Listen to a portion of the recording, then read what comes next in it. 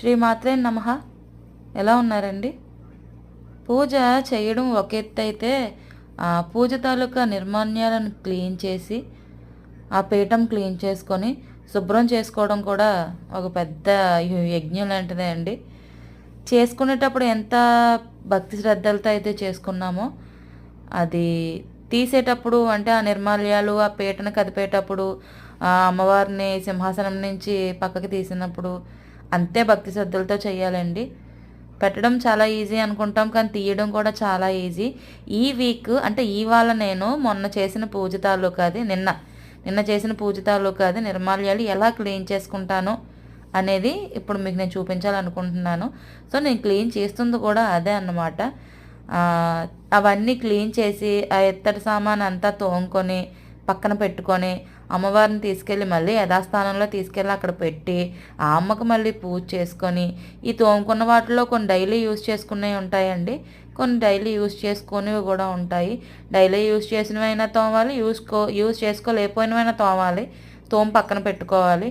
మేమైతే ఎటువంటి పీతాంబరి పౌడర్ని కానీ లేదంటే వేరే ఏ కెమికల్ లిక్విడ్ని కానీ యూజ్ చేయనండి.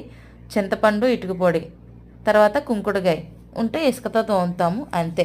అంతకుమించి వేరే ఎటువంటి కెమికల్ యూజ్ చేయము, ఏ పౌడర్ కానీ ఏ లిక్విడ్ కానీ. ఎందుకంటే చిన్నప్పటి నుంచి అదే అలవాటు అయిపోయింది మాకు. ఈ కలసంలో నీళ్ళు ఏం చేస్తానని మీరు అనుకుంటారు, ఇల్లంతా శుభ్రపరచాలండి. శుభ్రపరచుకున్న తర్వాత ఆ కలసం వాటర్ని మొత్తం మనం ఎక్కడెక్కడైతే మసులుతామో ఇంటి బయట సింహద్వారం దగ్గర నుంచి, గేట్ దగ్గర నుంచి, వెనకాతల పెరట్లో ఏమన్నా ఉంటే బ్యాక్ యార్డ్ లాంటివి ఏమన్నా ఉన్నట్టయితే మొత్తం అక్కడ అంతా మొత్తం చల్లుకోవాలండి. ఒక పూజ అయితే క్లీన్ చేశాను. ఇదైతే అష్టలక్ష్మి పూజ. పళ్ళెం ఎలా అయితే తీసి పెట్టానో అలాగే పట్టుకెళ్ళి మళ్ళీ లోపల పెట్టేశానండి ఈ వారము. ఎందుకంటే కొంచెం అనీజీగా ఉంది, నేను చేయలేకపోయాను.